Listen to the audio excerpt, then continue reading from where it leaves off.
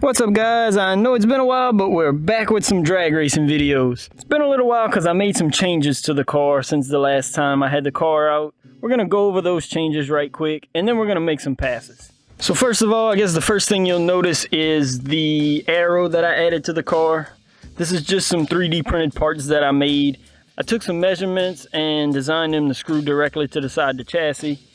It's really just to try to keep the nose of the car down as it's going down track and keep the car planted as it gets further down track. I noticed when I started running the car out to 132 feet that it was getting kind of squiggly down there. So I'm hoping this keeps the car more planted. The second thing that you wouldn't notice is I changed up the gearing a little bit in the car. I did some testing after I changed out the diff in the car. It's still locked, but when I was running it out to 132 feet, I wasn't getting the ETs or mile an hour that I was looking for. So I went from a 19 tooth pinion to a 21 tooth pinion. I'm still running the 81 tooth spur. I'm hoping that this will give me a little more top end speed. I am worried about the launch a little bit though. But I do have the laptop with me today to do some tuning in the ESC. I'm sure a lot of you that run the Tekin ESCs noticed that they had an update to the Hotwire with some launch control and things like that. So I'm going to play around with that a little bit. And the last thing is what's going to help us see what's going on with the car today. And that's the SkyRC GNSS Performance Analyzer. I'm sure a lot of you have seen these before, but basically it links with Bluetooth to your phone, and you can get things like ET and mile an hour straight to your phone, and it actually records the passes, so I don't have to set up the DTS1 to see what the car is running. I can set it to only record to 66 feet or 132 feet and see what the car is running, see what kind of G-forces the car is pulling, and see what it's doing. So we're going to go over that today too. We're going to do some testing.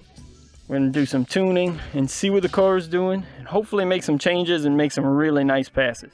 So without further ado, let's get started.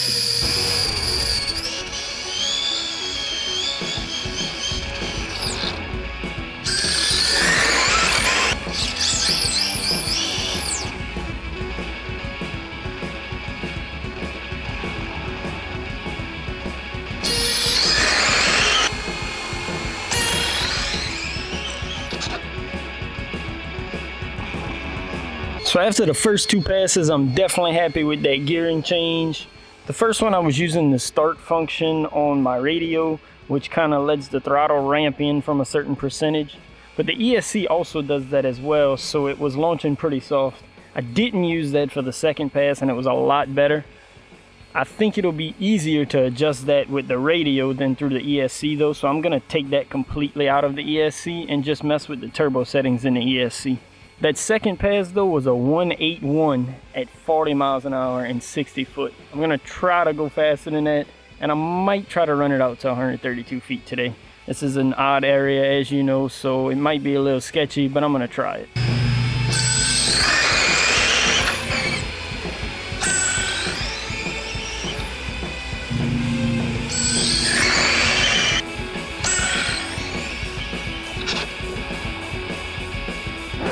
Well, it happened again.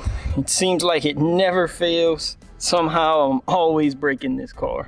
The good news is I didn't break a shock tower extension today. I made a pretty nice pass. I actually hit 41 or 42 miles an hour and 66 feet. I was really impressed with how the car launched. You'll see the data in a little bit, but while bringing the car back to me, I guess I hit a little patch of dust or something right when I hit the throttle. The car spun out and hit a post, and we broke a front A-arm. Normally this would be a pretty easy fix, but I don't have any parts with me, unfortunately. I'm gonna have to get some on order. I'm really disappointed that'll be the end of my day out here today because the car was looking promising. I'm really excited with the gearing change. I'm gonna go back and go over that data a little bit, and we're gonna talk about it a little bit, so this is not the end of this video. But I did want to get some more data to be able to go over, and I think there's a lot more potential in this car. We'll talk about that in a bit, but yes, we did break the car again. Let's head back to the workbench and we're gonna go over this data and talk about some of this. So again, definitely unfortunate that we had the breakage on the car today, but we're not done just yet. We're gonna hop into the computer, check out the data. We're gonna talk a little bit about what I'm doing with the car. A lot of you have been asking about this and asking for my tuning tips. I'm definitely not an expert at this at all. I still have a lot of learning to do, and that's what I was out there to do today.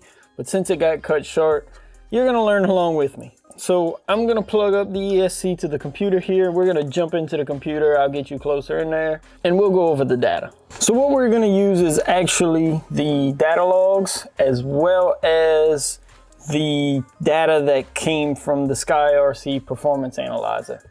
So I'm gonna download the Tekin data logs here from the ESC, and I have some screenshots of all of the passes I made, or a few of them anyway. So what I'm thinking we have here, if I'm reading this correctly, is my third pass I made. This pass, according to the Performance Analyzer, was 1.91 seconds at 37 miles an hour. You can see back here is where I finished the burnout, and here is where I'm inputting throttle. You can see here, this is my throttle input. You see this flat spot here, and this flat spot is actually where my radio does the throttle delay, I guess you could call it. The start function, where it sets it at a throttle position for a certain amount of time and then ramps up. You can also see it in the RPMs, where the RPMs jump straight up to 24,000 RPMs, almost 25,000 RPMs, and it sits there for a good while before it jumps up and ramps up over here on the end to about 40,000. You can also see it, I'll put this screenshot up on the screen. You should also be able to see it in the graph in the Performance Analyzer, where you'll see that first hump in the acceleration curve. The G-forces kind of go up and they plateau a second, and then they jump back up before finally plateauing. Moving on, this next pass was a little better. This one I actually ran 1.81 at 40 miles an hour. You can see that same first plateau where it sits at that desired throttle position and then ramps up to that next full throttle.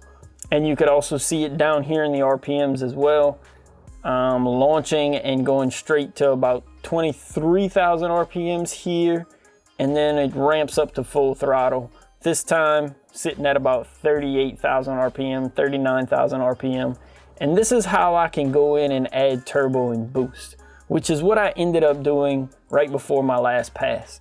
So I see that the car's topping out at about 40,000 RPM here. I'm not having a whole lot of bouncing around in my RPMs early in the pass, which tells me that the car isn't spinning a whole lot.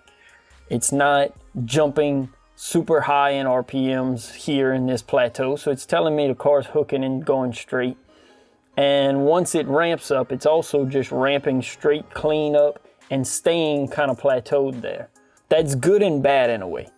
I like that it's ramping up here, but I don't like that it's flatlining here. I'd like that RPM to jump up a little higher there and kind of continuously ramp up until it reaches the finish line.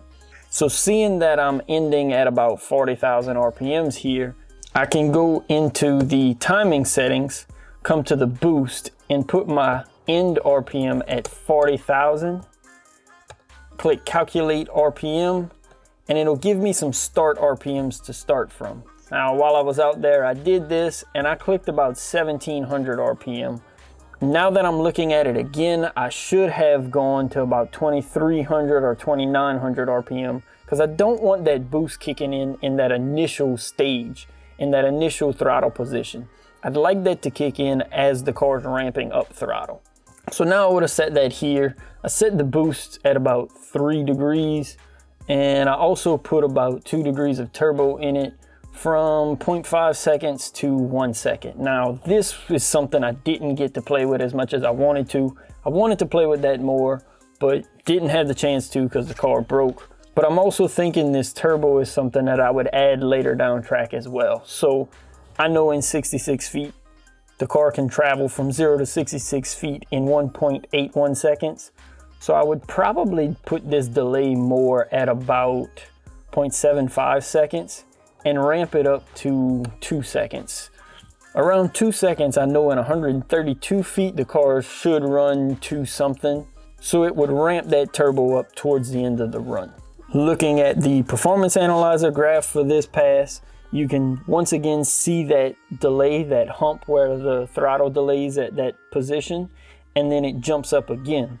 Now you see this time that acceleration continues until it kind of plateaus off and then dips off until I hit on the brakes. And you can see where I hit on the brakes as well. This one got all the way up to 40 miles an hour, which was nice. I still wanted a little more out of it, and I still want that acceleration to climb more instead of diving down a little bit, as you see towards the end there. So that's where that turbo and that boost would come in. So one more pass here. This was the final pass I made before I crashed the car on the way back. I had turned up that throttle position that the remote holds the car at. You can kind of see that here in the throttle position on the graph, where this ramp up isn't as steep. And you can also see it a little bit in the RPM here, but the car was still launching fine. I did adjust the slipper a little bit, tighten it a little bit so I could launch a little harder, but it looks like it still did well. It ramped up perfect, just like I'd like. You can see it ramped up. When it first ramped up, it was at about 33,000 RPM, and then it slowly ramps up all the way to 39,000.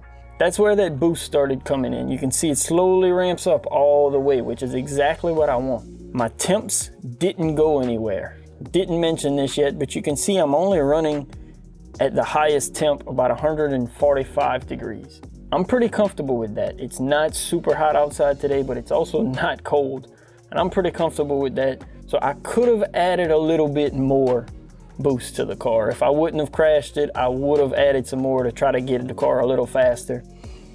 Also, that was only to 66 feet. I was gonna try to run a couple of 132 foot passes to see, but I really wanna see this plateau here that happens after 39,000 RPM. I wanna see that keep climbing, and that'll be what I work on when I get the parts in and fix the car. Motor temps were pretty nice as well, only 120 degrees, that's not too bad.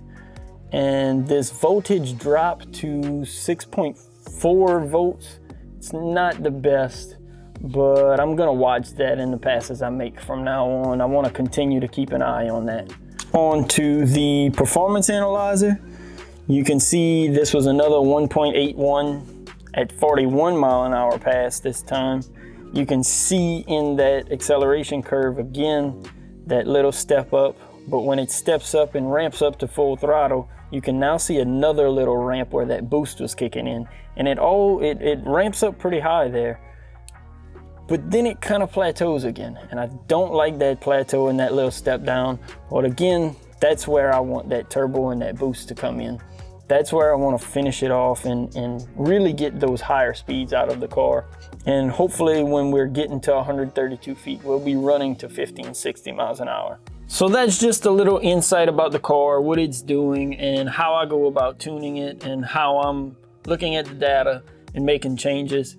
Like I said, I'm not experienced in this at all. I'm learning, and I'm hoping you're learning along with me. The data I'm seeing here today is very promising. I know I say that a good bit, but the times I'm seeing and the speeds I'm seeing, I'm really liking, especially in the 66 foot. Once I get the parts in, we'll go make some more test passes, hopefully to 132 feet, and see where we at. We can maybe make some more gearing changes, or maybe we'll make some more changes in the ESC to get me to the speeds and times that I'd like. If those parts come in this week, then next week we'll be right back at it doing some more testing, weather permitting, obviously. I apologize, it's been a while since I put out a drag racing video, but I'm hoping you've been enjoying the other videos in the meantime. I've had a lot of people interested in tuning and ESC tuning, so if you enjoyed this, please let me know in the comments below. If there's anything I didn't cover or anything specifically you want to see more of, let me know that down there as well. My whole goal with this is to help everybody learn. People that are new to the hobby or new to drag racing in general. I know I'm not the fastest guy out there. I'm not the most knowledgeable, but as I'm learning, I want to help other people learn as well and help other guys have fun. It's definitely not fun when you go out there and pull the trigger and the car's going one way or the other instead of straight, or the car's just not fast. So I want to help other people become fast as well. So unfortunately, a little breakage today, but hope you enjoyed the video anyway. Leave a like if you did. Make sure to subscribe to the channel to see more progress on this car, see how fast we can get it, and hopefully some pretty fast times pretty soon. As always, thanks again for watching. Peace.